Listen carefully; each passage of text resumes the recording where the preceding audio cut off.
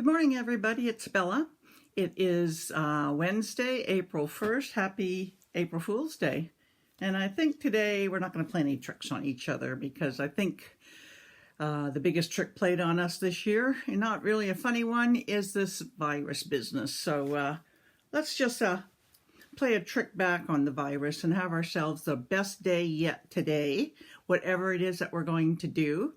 At home, of course, me at home as well, with your mom and your dads and your grandparents or whomever you're home with, and I will too. And the sun is shining, so outside in the backyard, walks, certainly ones that are physically isolating, but certainly get some fresh air today and feel good. So I'll be back in a moment. I've got a lot of interesting things to do today, a little bit of something for everyone.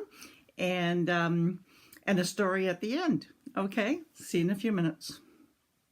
Okay, today I think I'm going to do a few more exercises, but today we're going to do things with the teen group or the Sky group, anyone 12 and older, right to adults.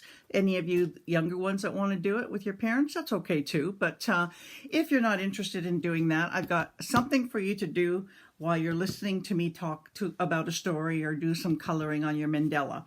Okay, so I talked about it before. We're going to make your own fuzzy.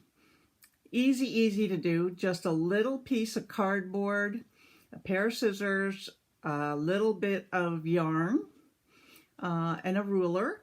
And as you see, you're going to wrap the yarn around the piece of cardboard. Okay, to the size that you want to make it. Here it says cut a piece of cardboard into 4 by 4 inches square. Okay, and wrap a yarn lengths carefully around the cardboard about 100 times, and carefully remove the yarn from the cardboard onto your finger. Tie a knot tightly around the middle of the lengths with your scissors. Begin to snip the yarn along the edges until all the yarn has been fringed, and you fluff out the yarn ball. Okay, let's see if I've got the finished product. No, okay. Well, I'll do one and I'll show you what it's going to look like. And if you have googly eyes to put on it, all the more fun. If you don't, just make yourself a couple of tiny eyes out of a piece of paper to draw one, cut them out and paste them on if you want to put some eyes or nose or ears or anything that you want on your own fuzzy. Okay, so again, actually everybody can make their fuzzies if they like. Remember at the very beginning we talked about the more senses that you use to learn something, the better it is. So anytime when you're listening or watching this, you can be doing lots of things at the same time. Alrighty. In fact, I would prefer that you do that, whether it is going to be coloring that we would do if we were in a group, or making something. It doesn't matter. When I'm reading a story, it's always kind of nice to have something to do with your hands, and that's perfectly all right. Okay, so next, with the teen group, we're going to talk about selfhood. We haven't done a lot about their selfhood, who they are themselves. So here's a couple of exercises to get started with. And this is about rating yourself. What kind of a person are you? Below you'll see a double list of statements that could be used to describe you.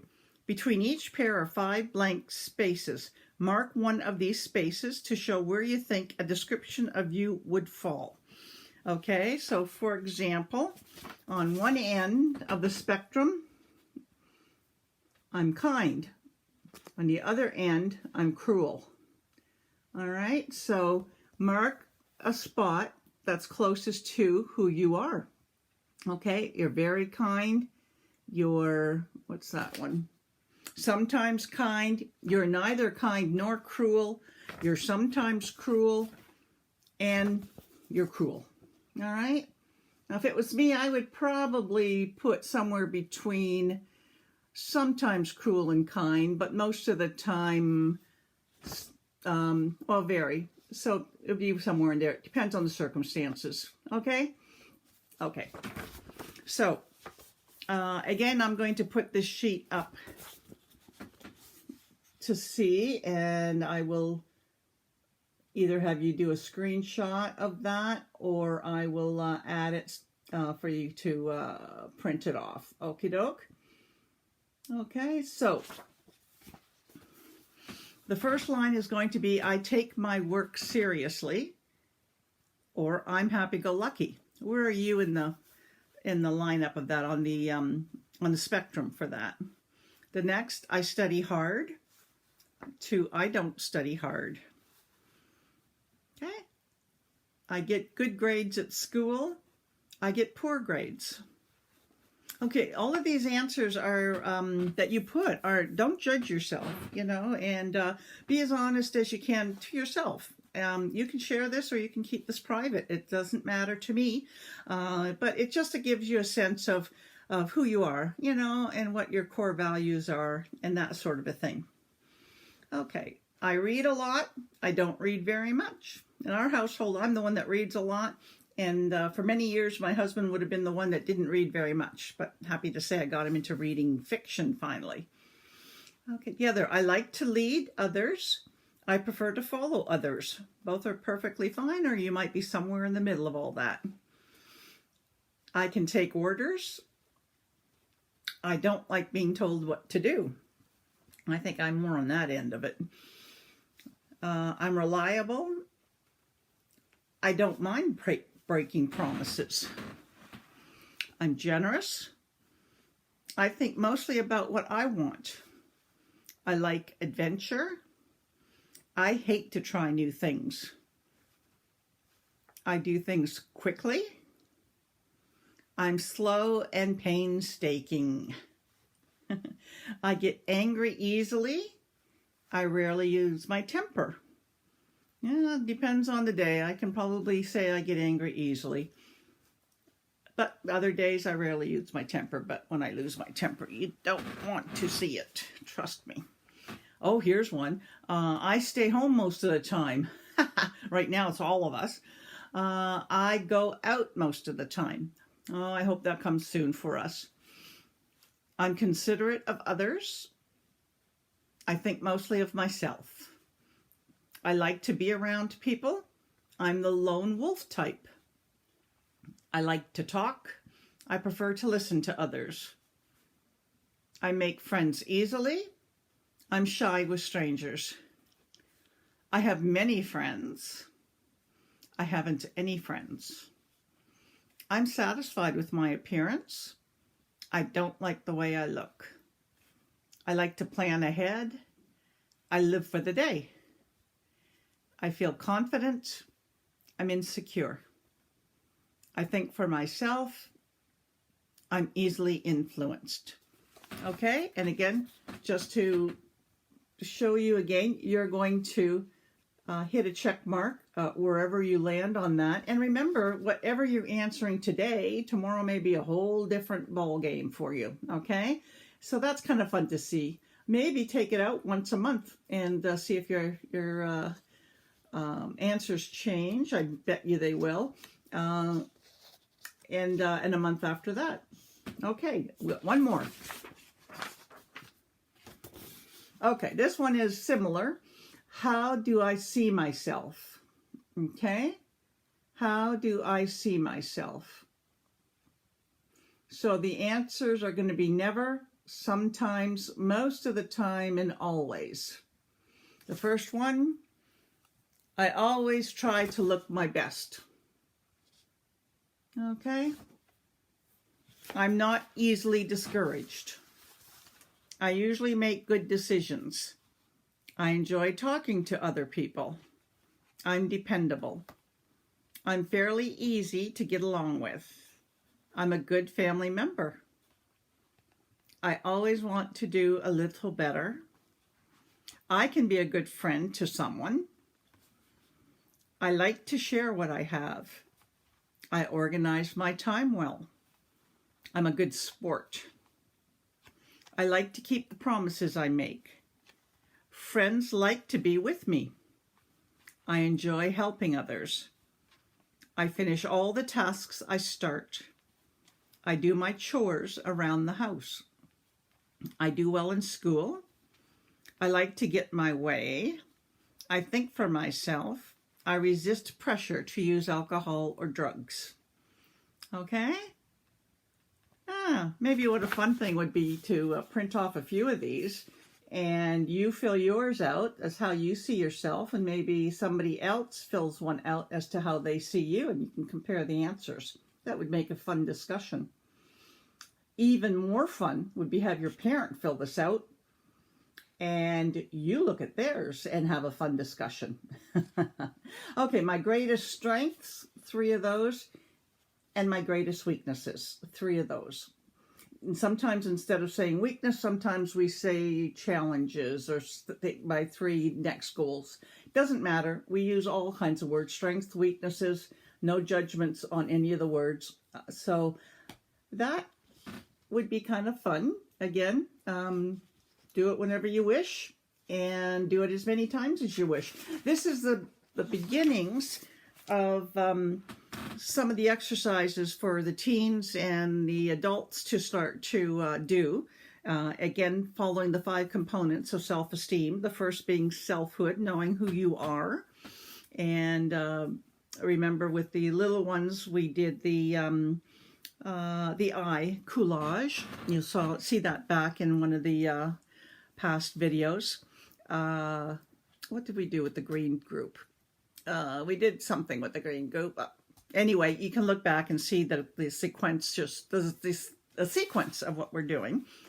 And now we're going to add a little bit of the teen group with this. Okay, so that's those exercises for today, is make your own fuzzy and rating yourself. That's the first 2 things, and I'll be back with a couple more things for you.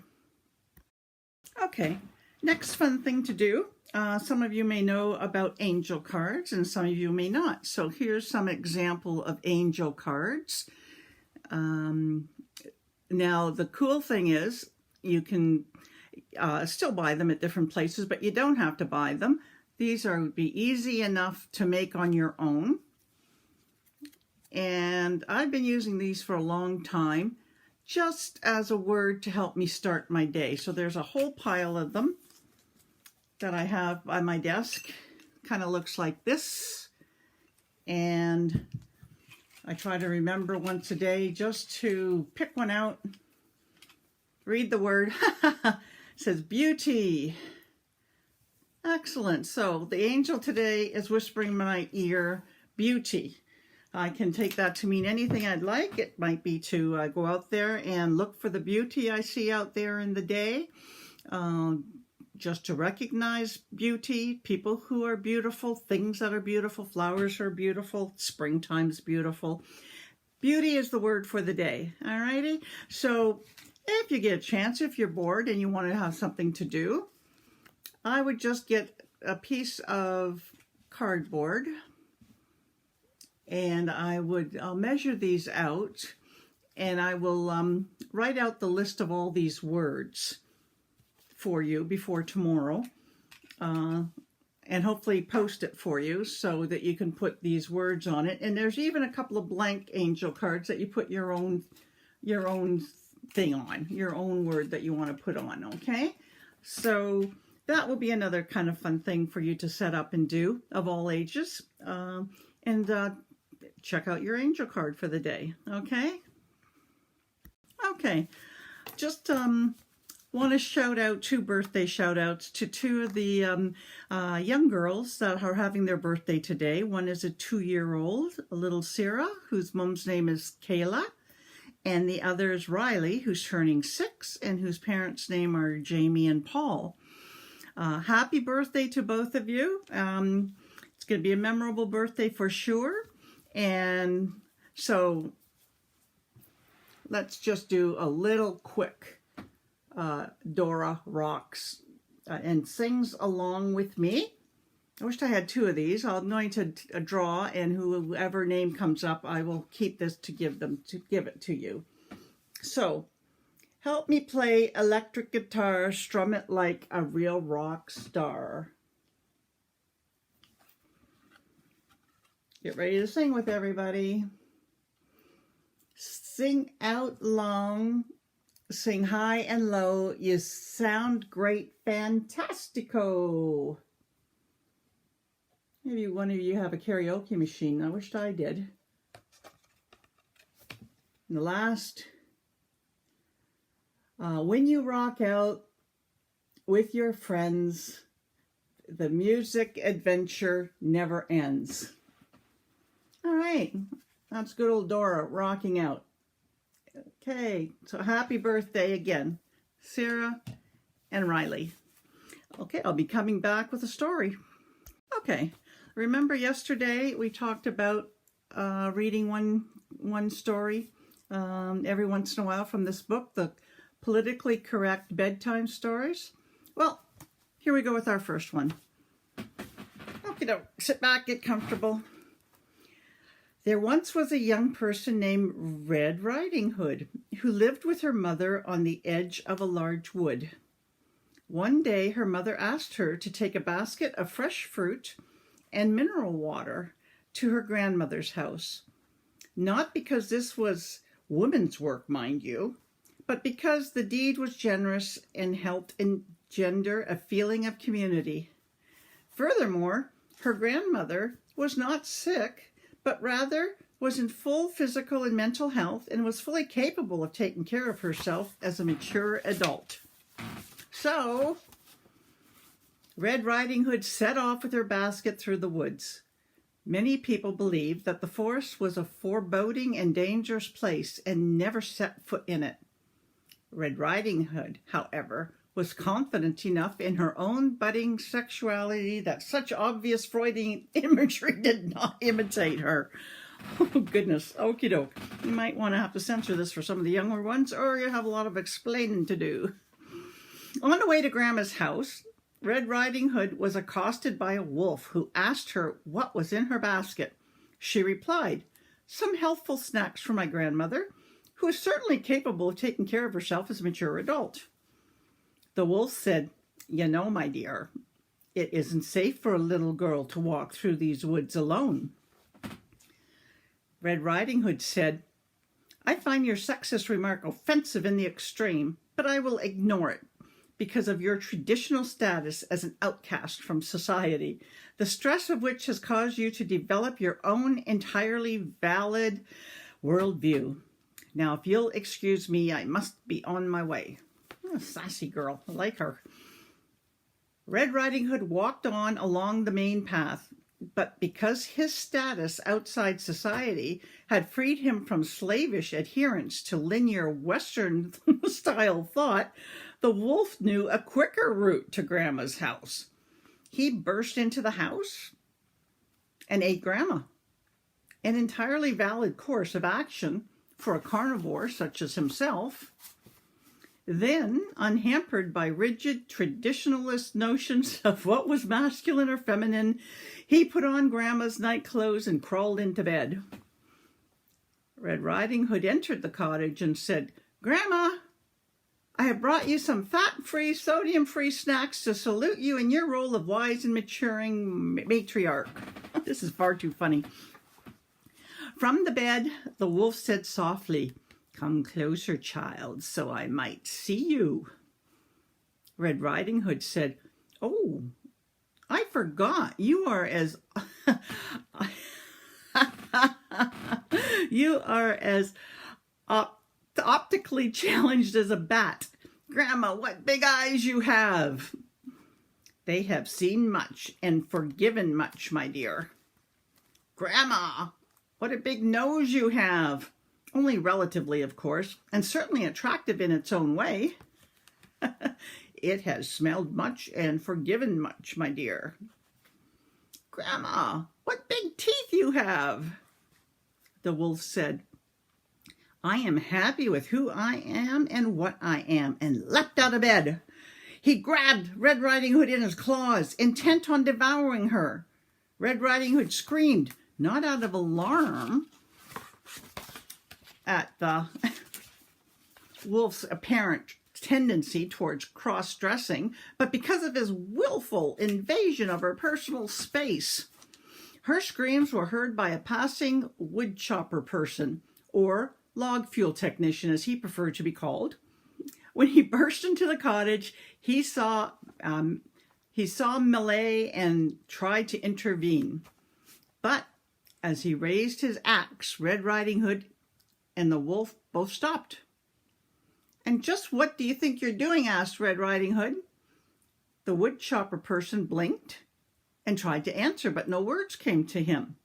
"Bursting in here like a Nethanderall, trusting your weapon to do your thinking for you," she exclaimed.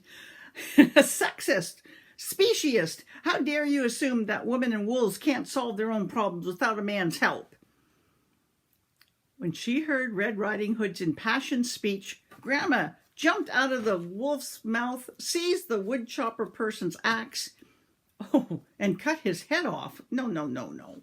After this ordeal, Red Riding Hood, Grandma, and the wolf felt a certain commonality of purpose. They decided to set up an alternative household based on mutual respect and cooperation, and they lived together in the woods happily ever after. Well, that was kind of fun. I liked it all until they chopped somebody's head off, but there you go. There's the first story of my politically correct book. Again, parents, you decide what's more appropriate for your children to hear, but I'm going to just read it as it is with the words that are there, and it's your decision. Coming back in a minute. Oh, doesn't time go quickly for this? Okie doke. This is my my goodbye for today. One more card that I found. These are kind of neat. This is about attitude, okay? And it says, "Keep your face to the sunshine and you cannot see the shadows." Good day today to keep our face to the sunshine and not look at the shadows. Okie doke. Again, see you tomorrow. And don't forget to slay the day. Bye-bye.